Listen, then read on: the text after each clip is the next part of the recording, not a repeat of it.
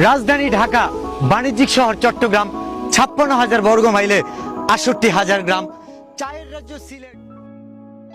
আসসালামু আলাইকুম এভরিওয়ান, আশা করছি আপনারা সকলেই ভালো আছেন। তো আমরা আজকে দেখাবো মূলত এই যে বিল্লাল ভাই যে লিপসিংগুলা বা যে ছন্দ মিলে কথা বলা এবং কবিতাগুলা এগুলা কোথায় পায় বা কিভাবে কালেক্ট করে এবং বাস্তব চিত্র নিয়ে আপনি নিজেও কিভাবে আপনার মতো করে ইউনিক টাইপের ছন্দ বা কবিতা মেলাবেন, এগুলো কিন্তু অনেকটা টাফ ব্যাপার। আপনার প্রথম থেকে বা আপনার মাইন্ডে কিন্তু এরকমটা ছন্দ বা কবিতা অনুসারে কিন্তু আসবে না। তো আজকের ভিডিওতে আমরা দেখাতে চলেছি আমাদের বিল্লাল ভাই কিভাবে এই ধরনের ছন্দগুলা মিলায় বা খুঁজে বের করে। এর জন্য অবশ্যই আমাদের ভিডিওটি সম্পূর্ণ কন্টিনিউ করতে হবে। কন্টিনিউ করলে আশা করি আপনাদের এই নিয়ে কোনো প্রশ্ন থাকবে না। এবং যদি বলেন যে ভয়েস এডিটিংয়ের ব্যাপারটা, যেটা কিন্তু আমাদের অলরেডি অনেকগুলো ভিডিওস আছে, মূলত আজকের টপিক হচ্ছে আমরা কিভাবে কবিতা বা ছন্দ মেলাবো এবং বাস্তব চিত্রের উপরে ছন্দ কোথায় পাবো। ওকে, তো এই নিয়ে যেহেতু ভিডিওটি, অবশ্যই ভিডিওটি কন্টিনিউ করতে থাকুন। তো চলুন শুরু করা যাক।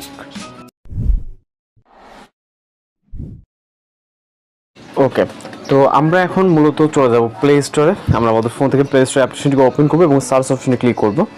দেন এখান থেকে আমরা অনেকেরই পরিচিত একটি অ্যাপ্লিকেশন ডাউনলোড দিতে হবে।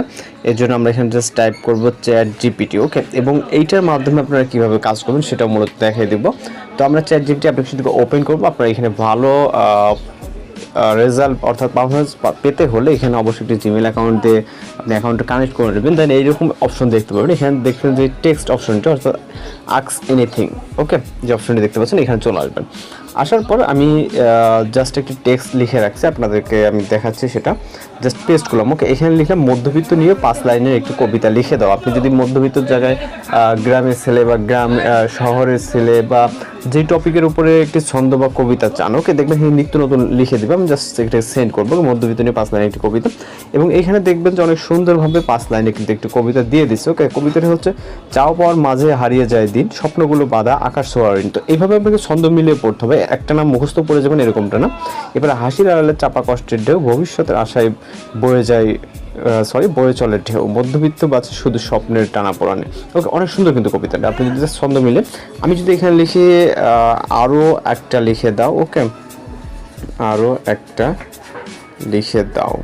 ওকে, দেখবেন যে আবারও একটি ভিন্ন একটি ওয়েতে বা ভিন্ন রকমভাবে কিন্তু একটি লিখে দিয়েছে। যেমন এইটা একরকম, এইটা রকম। এখানে লিখে দিয়েছে যে অল্পে সুখ খোঁজে ব্যথা চেপে রাখে। ওকে, চুপি চুপি রাত জেগে স্বপ্ন বুনে আঁকে। ওকে, দেখতে পাচ্ছেন আপনি যে কয় লাইন লিখবেন তার ভিতরে কিন্তু খুব সহজেই চ্যাট জিপিটি আমাদের একটি ছন্দ বা কবিতা মিলিয়ে দিল। তো এবার এইটা গেল তো তাদের মতো করে।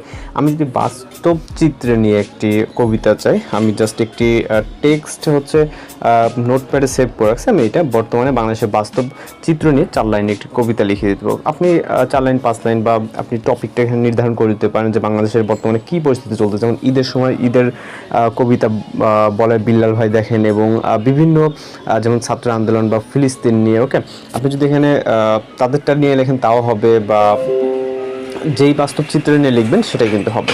তো আমরা জাস্ট এটাকে এখানে পেস্ট করে দেবো। ওকে, পেস্ট করে দেওয়ার পর এখান থেকে এটাকে সেন্ড করে দেবো। বর্তমানে বাংলাদেশের বাস্তব চিত্র নিয়ে 4 লাইনের একটি কবিতা।